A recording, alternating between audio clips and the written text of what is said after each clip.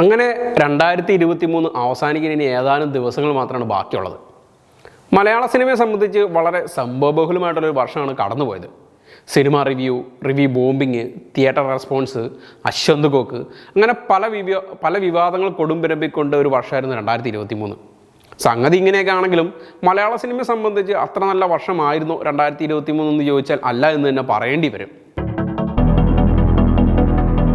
കണക്കുകൾ പരിശോധിച്ചാൽ 2023 മലയാള സിനിമയെ സംബന്ധിച്ച് അത്ര നല്ല വർഷമായിരുന്നില്ല എന്ന് തന്നെ ചുരുക്കി പറയാം. റിലീസായ ചിത്രങ്ങളിൽ ഏറിയ പങ്കും ബോക്സ് ഓഫീസിൽ തകർന്നടിയുന്ന കാഴ്ചകളാണ് കണ്ടത്. അതേസമയം ചില അപ്രതീക്ഷിതമായിട്ടുള്ള നേട്ടങ്ങളും മലയാള സിനിമയ്ക്ക് ഉണ്ടായിട്ടുണ്ട്. അതിലൊന്ന് 2018 സിനിമയുടെ ഓസ്കാർ എൻട്രിയാണ്. അതായത് ഇന്ത്യയിലെ ഔദ്യോഗിക ഓസ്കാർ എൻട്രി ആയിട്ടാണ് 2018 തിരഞ്ഞെടുക്കപ്പെട്ടത്. കേരളം കണ്ട ഏറ്റവും മറക്കാനാകാത്തൊരു പ്രളയമായിരുന്നു 2018 വർഷം കേരളത്തിലുണ്ടായൊരു പ്രളയവും അതിജീവനവും പ്രമേയമാക്കിയൊരു സിനിമ സംവിധാനം ചെയ്ത് ജൂഡ് ആൻ്റണി ജോസഫാണ് സിനിമ സംവിധാനം ചെയ്തത്. കുഞ്ചാക്കോ ബോബൻ, ടൊവിനോ തോമസ്, ആസിഫ് അലി, അപർണ ബാലമുരളി, വിനീത് ശ്രീനിവാസൻ, നരേൻ, സുധീഷ്, ലാൽ, തൻവീറാം, ഗൗതമി നായർ തുടങ്ങി വലിയൊരു താരനിര തന്നെ ചിത്രത്തിലുണ്ടായിരുന്നു. പിന്നെ തിയേറ്ററിലെ ഈ വർഷം ഏറ്റവും വലിയ നേട്ടം കൊയ്തതും 2018 തന്നെയാണ്. ഏതാണ്ട് 30 കോടി ബഡ്ജറ്റിൽ നിർമ്മിച്ച ചിത്രം ബോക്സ് ഓഫീസിൽ നിന്ന് നേടിയത് 200 കോടിയോളം രൂപയാണ്. മലയാള സിനിമയെ സംബന്ധിച്ച് അഭിമാനകരമായ വലിയൊരു നേട്ടം തന്നെയായിരുന്നു ഇത്. പിന്നെ 2018 കോടി ക്ലബിൽ ഇടം നേടാനായെങ്കിലും മലയാള സിനിമയുടെ മൊത്തത്തിലുള്ളൊരു കാര്യം എടുത്താൽ ഈ വർഷം റിലീസായ പല ചിത്രങ്ങൾക്കും മുടക്കുമുതൽ പോയിട്ട് ഒരു പോസ്റ്റർ ഒട്ടിച്ച പൈസ പോലും തിരിച്ചു പിടിക്കാനായിട്ടില്ല എന്നുള്ള ഒരു സത്യം തന്നെയാണ്. 2023 ഡിസംബർ 8 വരെയുള്ള കണക്കെടുത്താൽ ആകെ റിലീസായത് 209 സിനിമകളാണ്. ഇതിൽ നിന്ന് നിർമ്മാതാവിന് മുടക്കുമുതൽ തിരിച്ചു നൽകിയത് വെറും 13 സിനിമകൾ മാത്രമാണെന്നാണ് യാഥാർത്ഥ്യം. നേരത്തെ പറഞ്ഞ പോലെ തന്നെ 2018 തന്നെയാണ് ഈ പട്ടികയിലെ ഒന്നാമത്തെ സൂപ്പർ ഹിറ്റ് എന്ന് പറയുന്നത്. വലിയ പ്രേക്ഷക പിന്തുണയ്ക്കിപ്പം വലിയ സാമ്പത്തികമായി ഉയർന്ന നേട്ടവും കൈവരിക്കാൻ ഈ സിനിമയ്ക്കായിട്ടുണ്ട്. പിന്നാലെയുള്ളത് കണ്ണൂർ സ്ക്വാഡാണ്. കേരള പോലീസിലെ ഒരു സംഘം പോലീസ് ഉദ്യോഗസ്ഥരുടെ ജീവിതാനുഭവങ്ങൾ പ്രമേയമാക്കിയൊരു സിനിമയായിരുന്നു കണ്ണൂർ സ്ക്വാഡ്. അതായത് ചില നടന്ന സംഭവങ്ങളെ അടിസ്ഥാനമാക്കിയിട്ടാണ് സിനിമയുടെ തിരക്കഥയെല്ലാം ഒരുക്കിയിരുന്നത്.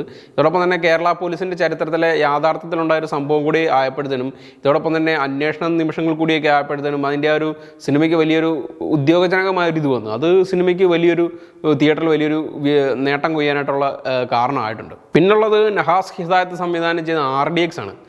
തിയേറ്ററിൽ ആളെ നിറച്ച മറ്റൊരു ചിത്രം. ഷെയ്ൻ നിഗം, നീരജ് മാധവ്, ആൻ്റണി വർഗീസ് എന്നിവരാണ് കേന്ദ്ര കഥാപാത്രങ്ങളെ അവതരിപ്പിച്ചത്. ചിത്രം OTTയിലും വലിയൊരു തരംഗം തന്നെ തീർത്തു. പിന്നെ ജിത്തു മാധവൻ സംവിധാനം ചെയ്ത ഹൊറർ ഫാമിലി ചിത്രം രോമാഞ്ചം ഈ വർഷത്തെ മറ്റൊരു ഹിറ്റായിരുന്നു. വലിയ പ്രമോഷനോ ആരോപണമൊന്നും ഇല്ലാതെ എത്തിയിട്ടും രോമാഞ്ചത്തിന് വലിയൊരു വിജയം തന്നെ നേടാനായിട്ടുണ്ട്. പിന്നെ ഇതിനകത്ത് സിനിമയ്ക്കകത്ത് സൗബിൻ ഷാഹിർ, അർജുന അശോകൻ എന്നിവർക്കൊപ്പം ഒരുപിടി പുതുമുഖ താരങ്ങളും ചിത്രത്തിൽ ഉണ്ടായിരുന്നു. ഇതും ചിത്രത്തിൻ്റെ വലിയൊരു വിജയത്തിന് കാരണമായിട്ടുണ്ട്. പിന്നെ ചിത്രത്തിൻ്റെ രണ്ടാം ഭാഗം കൂടി വരുന്ന ഒരു സ്കോപ്പും കൂടെ ബാക്കി വെച്ചിട്ടാണ് സിനിമ അവസാനിക്കുന്നത്. പിന്നെ മുകളിൽ പറഞ്ഞ 4 സിനിമകൾ സൂപ്പർ ഹിറ്റ് ആയപ്പോൾ 9 സിനിമകൾക്ക് കൂടി തിയേറ്ററിൽ ഒരു ശരാശരി വിജയമെങ്കിലും നേടാൻ ആയിട്ടുണ്ട്. അതായത് നൻപകൽ നേരത്ത് മയക്കം, നെയ്മർ, പ്രണയവിലാസം, പാച്ചും അത്ഭുത വിളക്കും, പൂക്കാലം, ഗരുഡൻ, ഫാലിമി, കാതൽ, മധുരമനോഹര മോഹം എന്നിങ്ങനെയായിരുന്നു ഈ ചിത്രങ്ങൾ. ഈ വർഷത്തെ 209 സിനിമകളുടെ നഷ്ടക്കണക്കെടുത്താൽ ഏതാണ്ട് 500 കോടിയോളം രൂപയാണ് നഷ്ടം എന്ന് പറയുന്നത്. പരാജയം നേരിട്ടവരിൽ നിന്ന് ആദ്യമായിട്ട് സിനിമ നിർമ്മിക്കാൻ എത്തിയവരും 5 കോടി വരെ സാറ്റലൈറ്റ് കിട്ടിയിരുന്ന സിനിമകൾക്ക് 50 ലക്ഷം പോലും കിട്ടാത്തൊരു സ്ഥിതി ഉണ്ടായിട്ടുണ്ട്. തിയേറ്റർ തന്നെയാണ് ഇപ്പോഴും സിനിമകളുടെ ഒരു പ്രധാന വരുമാന സ്രോതസ്സ്. തിയേറ്ററിൽ ഓടി വിജയിച്ചാൽ മാത്രമാണ് ഇപ്പോൾ OTT വിൽപ്പനയ്ക്ക് എടുക്കൂ എന്നുള്ളൊരു സാഹചര്യം ഇപ്പോൾ ഉണ്ട്. ഇതും കൂടുതലും മലയാള സിനിമയ്ക്കൊരു നഷ്ടം ഉണ്ടാക്കുന്നുണ്ട്. മലയാള സിനിമകളുടെ കാലിടറിയൊരു വർഷമാണെങ്കിലും ചില അന്യഭാഷാ ചിത്രങ്ങൾ വലിയ തോതിൽ ഇവിടുന്ന് പണം വാരിയിട്ടുണ്ട്. 20 കോടിയിലധികം ഷെയർ നേടിയ രജനീകാന്ത് ചിത്രം ജയിലറാണ് കേരള ബോക്സ് ഓഫീസിൽ ഏറ്റവും വിജയം നേടിയ അന്യഭാഷാ ചിത്രം. പിന്നെ ജയിലറിന് പിന്നാലെ ലിയോ, ജിഗർദണ്ഡ, ജവാൻ, പഠാൻ എന്നിവയും മറ്റ് സിനിമകളും മലയാളത്തിൽ നിന്നും ഒരുപാട് തിയേറ്ററിൽ വിജയം നേടിയിട്ടുണ്ട്. ഒരുപാട് പൈസയും ഉണ്ടാക്കിയിട്ടുണ്ട്. പിന്നെ ഒരുപാട് പ്രതീക്ഷയോടെ ഉറ്റുനോക്കുന്ന ഒരു വർഷം കൂടിയാണ് ഈ 2014. കാരണം ഒരുപാട് പ്രതീക്ഷ നൽകുന്ന കുറേ സിനിമകൾ കൂടി ഇനി വരാനുണ്ട്.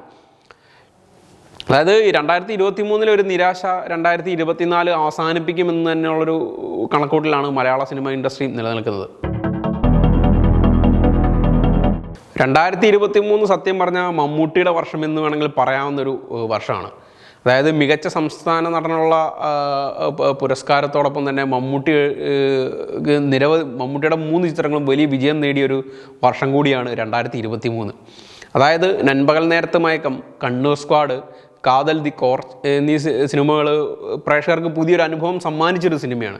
മാത്രമല്ല ഇതെല്ലാം വലിയ വിജയം നേടുകയും പ്രേക്ഷകരുടെ ഇടയിൽ വലിയൊരു സ്വാധീനം ഉണ്ടാക്കുകയും ഈ ചിത്രങ്ങൾക്ക് ആയിട്ടുണ്ട്. അതുകൊണ്ട് തന്നെ തീർച്ചയായിട്ടും മമ്മൂട്ടിയുടെ വർഷമായിരുന്നു 2023 എന്ന് പറയേണ്ടതായിട്ട് വരും.